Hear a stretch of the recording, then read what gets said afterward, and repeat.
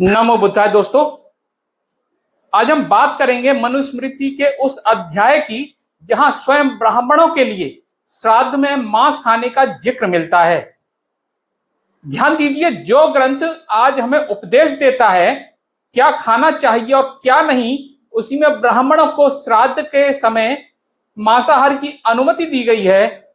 दोस्तों, ये वही ग्रंथ है जिसमें शूद्रों और महिलाओं को जानवरों से भी पतित बताया गया है और इसको बाबा साहब भीमराव अंबेडकर ने जलाया था।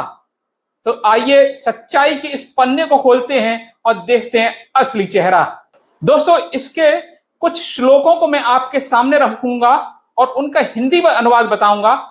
दोस्तों, चिड़िया, परेवा, हंस, चकवा, ग्राम कुक्कुट यानी कि पालतू मुर्गा, सारस, बड़ी गुद्दी वाला जलकाक यानी बतख, पपीहा, तोता, मैना, चोंच से फाड़कर खाने वाले, पैरों में जाल सा रखने वाले बाज जैसे जीव जंतु, चील, नाखूनों से फाड़कर खाने वाले, पानी में डूबकर मछलियों को पकड़कर खाने वाले जलचर जीव, वध स्थल पर पड़ा हुआ और शुष्क यानी सुरक्षित रखने के लिए सुखाया गया मांस, बगला, बत्तख, करेरुआ, खंजन, मछली खाने वाले और बिष्टा खाने वाले शूकर आदि तथा मछलियां नहीं खाने चाहिए। इन सब का मांस असेव्य होने से वर्जित है। हम बात करेंगे 16वें श्लोक की। पाठीन और रोहित प्रकार की मछलियां क्रमशः हव्य, देव यज्ञ और कव्य पितृ श्राद्ध में स्वीकार की गई हैं। अतः इन दोनों प्रकार की राजीव और सिंह तुंडा प्रकार वाली कांटेदार मोटी खाल वाली मछलियों के खाने का निषेध नहीं है। दोस्तों, यह है सच्चाई। और आज के समय में क्या दिखाया जाता है? ढोंग किया जाता है। मांस खाने वालों को तुच्छ जाना जाता है। अगला 17 और 18वां श्लोक क्या कहता है? भक्ष्यों में कहे गए होने पर भी अकेले रेंगने चरने वाले सर्प आदि पशु पक्षियों, व्याघ्र, सींग जैसे 5 नखों वाले पशुओं को नहीं खाना चाहिए। हाँ, शेह, शल्यक, गोधा, खंग, कछुआ, खरगोश आदि को भक्ष्य समझना चाहिए, यानी इनको खाया जा सकता है। आज के समय में तो दोस्तों वाइल्ड लाइफ एक्ट लग जाएगा, ये अपराध है इनको खाना, लेकिन ये ग्रंथ इनको खाने को जायज बताते हैं। ये 19वां श्लोक है। जानते हुए भी छत्राक, ग्राम शूकर, लहसुन, ग्राम कुक्कुट, प्याज तथा शल्यम के खाने वाले व्यक्ति को पतित समझना चाहिए। यानी लहसुन और प्याज और शल्यम खाने वाले व्यक्ति को पतित समझना चाहिए और मांस को खाने वाले को पतित नहीं समझना चाहिए। यह ड्रामा है। अगला 20वां श्लोक क्या कहता है? अनजाने में इन 6 छत्राक, ग्राम शूकर आदि के भक्षण करने वाले को चाहिए कि वह आगे बताए गए शांतपन तथा यति चंद्रायण व्रतों के अनुष्ठान के रूप में प्रायश्चित करे। इनमें से किसी एक को चखने मात्र के प्रायश्चित के रूप में 1 दिन का उपवास करना चाहिए। अगला श्लोक 21वां क्या कहता है? अनजाने में किसी कदाचित निषिद्ध पदार्थ के सेवन हो जाने की आशंका की निवृत्ति के लिए वर्ष में 1 बार सामान्य रूप से कुछ व्रत कर ही लेना चाहिए, और यदि कहीं जानबूझकर कुछ खा लिया हो तो फिर विशेष रूप से कुछ व्रत करने चाहिए। व्रत खाने से पाप की शुद्धि हो जाती है। व्रत करने से, अगर व्रत करने से पापों से मुक्ति मिल जाती है तो फिर आज के कानून की क्या आवश्यकता। अगला श्लोक पे बात करेंगे 22वां। यज्ञ और सेवकों की उदर पूर्ति के लिए ब्राह्मणों को केवल प्रशस्त यानी भक्ष्य रूप में निरूपित पशु पक्षियों का ही वध करना चाहिए। महर्षि अगस्त्य ने प्राचीन काल से ही इस परंपरा का प्रवर्तन किया है। यहां ऋषि मुनि भी इसकी समर्थन कर रहे हैं। 23वां, प्राचीन काल में ऋषियों, ब्राह्मणों और क्षत्रियों के यज्ञों में भक्ष्य पशु पक्षियों के पुरोडाशों के होने के प्रमाण मिलते हैं। जब खुल्लम खुल्ला खाया जाता है तो, और बल्कि खाया जाता था, तो प्रमाण तो निश्चित मिलेंगे ही। घी, तेल युक्त खाने खिलाने योग्य और अनिंदित पदार्थ वासी तथा हवन से बचे को खाने में कोई दोष नहीं है। ये 24वां श्लोक का अर्थ है। दोस्तों, वैसे भी आप देखेंगे तो वेद तो पूरे हिंसा से और हवन यज्ञों से भरे पड़े हैं, जिनमें पशुओं की बलियां दी जाती थी, इंसानों की बलियां दी जाती थी, क्योंकि वहां नरमेध यज्ञ होते थे। वहां पुरुषमेध यज्ञ भी उनको कहा जाता था। अश्वमेध यज्ञ होते थे जहां घोड़ों का बलिदान दिया जाता था और उसके बाद में उनके मांस को खाया जाता था। गोमेध यज्ञ का भी प्रमाण मिलते हैं जहां गायों को बलि दी जाती थी। अगला 25वां, जौ, गेहूं आदि को दूध में पकाकर बनाई घी वाली मिठाई के बहुत दिनों की होने पर भी ब्राह्मण, क्षत्रिय और वैश्य द्वारा खा लेनी चाहिए। अगला 26वां श्लोक, भृगु जी बोले, महर्षियों, द्विजातीय ब्राह्मण, क्षत्रिय और वैश्य के लिए समग्र रूप से भक्ष्य और अभक्ष्य का वर्णन तो मैंने कर दिया। अब मैं आपको मांस भक्षण और त्याग की विधि बताता हूं, आप लोग ध्यान देकर सुने। 27वां श्लोक क्या कहता है? ब्राह्मणों को मांस खिलाने की इच्छा हो तो यज्ञ में प्रोक्षण विधि से मांस को शुद्ध करके ब्राह्मणों को परोसें और स्वयं खाएं। प्राणों की रक्षा करने के लिए मांस खाना पड़ जाए तो विधि और नियम का पालन करके ही सेवन करना चाहिए। यानी अगर विधि विधान से मांस खाया जाए तो वो मांस नहीं माना जाएगा क्या? फिर भी तो मांस ही रहेगा, नॉनवेज ही कहलाएगा या वेज कहलाएगा? अब बताइएगा मुझे कमेंट्स में। प्रजापति ब्रह्मा ने सब प्रकार के अन्य प्राणों की रक्षा के लिए ही बनाए हैं, अतः व्यक्ति को इस संसार के सभी स्थावर और जंगम पदार्थों को जीवों का भोजन समझना चाहिए। 28वां श्लोक था ये।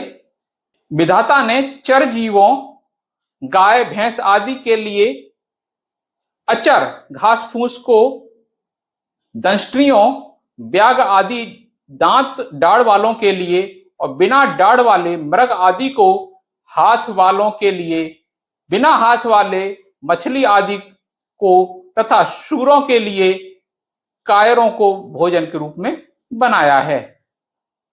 यानी कि सारे जीव भोजन के लिए ही बनाए गए हैं। 30वां, भक्ष्य प्राणियों को प्रतिदिन खाने से खाने वाला दोषग्रस्त नहीं होता है, क्योंकि इस संसार में खाने वालों और खाए जाने वालों की सृष्टि विधाता नहीं की है। समझ गए दोस्तों? अगला 31वां, यज्ञ के लिए पशु का वध और मांस भक्षण देवोचित कार्य है। यज्ञ में पशु का वध और मांस का भक्षण किया जाता है, वो तो देवताओं का कार्य, देवता तुल्य कार्य है। यज्ञ के सिवाय मांस भक्षण के लिए पशु वध करना राक्षसी कृत्य है। यानी कि यज्ञ में तो वो देवताओं का कार्य है। अगला 32वां, खरीद कर लाए, स्वयं पशु को मार कर लाए अथवा किसी अन्य द्वारा पशु वध कर लाए मांस से देवों और पितरों का अर्चन पूजन करने के उपरांत उसे खाने वाला दोषग्रस्त नहीं होता है। समझते जाओ दोस्तों। अपने कमेंट्स करके मुझे जरूर बताइएगा आपका क्या विचार है। अगला 33वां, विधि विधान को जानने वाले ब्राह्मण को सामान्य स्थिति यानी संकट काल को छोड़कर मैं विधि विधान के बिना मांस कदापि नहीं खाना चाहिए, क्योंकि बिना विधि विधान के मांस भक्षण के लिए वह जिस जीव का वध करता है अगले जन्म में उसे उस जीव का शिकार बनना पड़ता है। यानी अगर आप विधि विधान से खाएंगे मांस को और पशु को मारेंगे तो वो कोई भी अपराध नहीं है, अन्यथा आपको अपराध लगेगा। 34वां श्लोक, आजीविका के लिए पशुवध करने वाले को वैसा पाप नहीं होता जैसा बिना विधि विधान के मांस खाने वाले को इस लोक में तथा परलोक में होता है। यहां पर खुलकर वकालत की गई है मांस भक्षण की। श्राद्ध आदि में पितरों को ध्यान दीजिएगा दोस्तों, श्राद्ध आदि में पितरों को विधि पूर्वक मांस अर्पण करके जो व्यक्ति स्वयं मांस नहीं खाता वह मरने पर 21 बार पशु योनि में उत्पन्न होता है। यानी श्राद्ध में भी मांस खाया जा सकता है और खाया जाना चाहिए। अगर वह मांस अर्पण करता है और नहीं खाता है स्वयं तो 21 बार पशु योनि में उत्पन्न होगा। अगला 36वां श्लोक है, ब्राह्मण को मंत्रों से संस्कार न किए गए पशुओं के मांस का भक्षण कभी नहीं करना चाहिए। केवल वेद की शाश्वत नित्य सदा से चली आ रही विधि से मंत्रों द्वारा संस्कृत पवित्र किए गए पशुओं के मांस का ही भक्षण करना चाहिए। ध्यान रखिएगा दोस्तों, यह चल क्या रहा है। अगला 37वां श्लोक, यज्ञ में देवों को अर्पण करने के उद्देश्य को छोड़कर स्वार्थ भावना से पशुवध नहीं करना चाहिए। मांस खाने की इच्छा हो तो उसकी पूर्ति घी से अथवा आटे से बनने वाले इस स्वादिष्ट पदार्थ से कर लेनी चाहिए। अगला 39वां, ब्रह्मा जी ने स्वयं यज्ञ की सिद्धि के लिए पशुओं की सृष्टि की है, इसलिए यज्ञ की सिद्धि वृद्धि के लिए किया गया पशुवध वध नहीं है। यानी यज्ञ के लिए अगर पशु का वध किया जाता है वो वध नहीं माना जाएगा, यानी वहां पर वाइल्ड लाइफ एक्ट लागू नहीं होगा। ऐसा है मनुस्मृति। और बता रहे हैं कि ब्रह्मा जो पशुओं की उत्पत्ति की गई है, सृष्टि की गई है, वो वध करने के लिए ही की गई है यज्ञ में। अगला 40वां, औषधियां, पशु, वृक्ष, कुर्मादि जीव, कुर्म मतलब कछुआ, तथा पक्षी यज्ञ की सिद्धि के लिए मारे जाने पर उत्तम गति का अधिकारी होते हैं। यानी कि आप उनके लिए साथ बुरा नहीं कर रहे हो, आप उनको स्वर्ग में भेज रहे हो। अगला, मधुपर्क, यज्ञ, श्राद्ध और देव पूजा, इन चारों में ही केवल पशुवध का विधान है, अन्यत्र नहीं, ऐसा मनु महाराज का कथन है। अगला 42वां, वेद के तत्वार्थ को जानने समझने वाला ब्राह्मण मधुपर्क आदि में पशु हिंसा करता हुआ अपने लिए और वध किए गए पशु के लिए उत्तम गति प्राप्त करने का मार्ग प्रशस्त करता है। यानी कि ब्राह्मण के हाथों से जो पशु मरता है वो उत्तम गति को प्राप्त होता है और वो स्वर्ग में स्थान पाता है। अगला 44वां, इस चराचर संसार में धर्म अधर्म का निर्णायक वेद है, अतः वेदों में निरूपित हिंसा को अहिंसा ही समझना चाहिए। वाह भाई वाह, क्या बात है। यानी कि वेद में जो हिंसा की गई है उसको हिंसा नहीं समझना चाहिए, उसको अहिंसा ही समझना चाहिए। अगला 46वां, जो व्यक्ति दूसरे प्राणियों को बंधन में रखने और वध करने के रूप में किसी प्रकार का कोई क्लेश नहीं देना चाहता, ऐसा सभी प्राणियों के हित की कामना करने वाला व्यक्ति अत्यंत सुख को प्राप्त करता है। अगले बात करेंगे 52वें श्लोक की, देवों और पितरों का पूजन न करके दूसरे जीवों के मांस से अपने मांस को पुष्ट करने वाले प्राणी से अधिक पाप करने वाला दुरात्मा कोई दूसरा नहीं, अर्थात वह बहुत बड़ा पापी है। यानी कि देवों पितरों के पूजन के लिए जीवों के मांस को इस्तेमाल करना चाहिए और उसके बिना अपने खाने के लिए नहीं करना चाहिए, अपने मांस को पुष्ट नहीं करना चाहिए, अपने शरीर को पुष्ट नहीं करना चाहिए। अब आगे बात कुछ चलती है स्त्रियों के बारे में। आज कुछ स्त्रियां बड़े जोर शोर से मनुस्मृति की वकालत करती हैं, उनको समझना चाहिए कि मनुस्मृति क्या है, एक बार अवश्य पढ़नी चाहिए जिससे उनकी आंख खुल जाए। यहां कहा गया है 88वें श्लोक में, चांडाल, रजस्वला स्त्री, पतित व्यक्ति, प्रसूता स्त्री, शव तथा शव को स्पर्श करने वाले व्यक्ति को छूने पर स्नान से शुद्धि हो जाती है। रजस्वला स्त्री आप खुद जानते हैं, जब स्त्री पीरियड्स में होती है तो उसको रजस्वला स्त्री कहा जाता है। यानी उसको छू लेने से इंसान को नहाने की आवश्यकता होती है, नहीं तो वो अशुद्ध हो जाता है। मेरी माताओं बहनों, आप बताइए क्या उस स्थिति में आप में कोई बीमारी घुस जाती है, कोई इन्फेक्शन हो जाता है, क्योंकि यानी कि उसको छूने वाला ही पतित हो जाएगा। आज भी अनेक स्थानों पर ये इस तरह की स्थिति पाई जाती है कि इस तरह की रजस्वला स्त्रियों को, बेटियों को, बहनों को, माताओं को किचन में नहीं घुसने दिया जाता है, मंदिर में नहीं घुसने दिया जाता है। ये उनके साथ अत्याचार है या नहीं? आप कमेंट्स में मुझे बताइएगा अवश्य। अगला 89वां, आचमन करके शुद्ध हुए व्यक्ति को यदि चांडाल आदि के दर्शन हो जाएं तो उसे अपनी पुनः शुद्धि के लिए रुचि और उत्साह पूर्वक सूर्य देवता और पवनमान देवता से स्तुति संबंधी मंत्रों का जाप करना चाहिए। गजब का विज्ञान घुसा हुआ है इस मनुस्मृति में, जिसका बचाव करते हैं लोग, मनुवादी लोग। अगला 95वां, शूद्र, वैश्य, क्षत्रिय और ब्राह्मण के शव को नगर के क्रम से दक्षिणी, पश्चिमी, उत्तरी और पूर्वी द्वार से निकालना चाहिए। यानी कि शव को निकालने के लिए भी अलग अलग जाति वर्ण के अनुसार स्थान बनाए गए हैं। अगला 107वां श्लोक है, क्या कहता है? ब्राह्मण के मरने पर उसके जाति बंधुओं के होने पर शूद्र द्वारा उसके शव को नहीं उठवाना चाहिए। शूद्र के स्पर्श से दूषित आहुति ब्राह्मण को स्वर्ग लाभ करने में बाधक होती है। शूद्र को तो जानवर से भी पतित माना गया है, पतित स्थिति में पहुंचा दिया गया। शूद्र यानी ओबीसी, दलित नहीं। दलित तो अंत्यज थे, वो तो हिंदू धर्म का हिस्सा ही नहीं थे, उनको वर्ण व्यवस्था से बाहर रखा गया था, यानी कि वो हिंदू धर्म का हिस्सा नहीं थे। आज वो जबरदस्ती अपने आप को हिंदू बने फिरते हैं।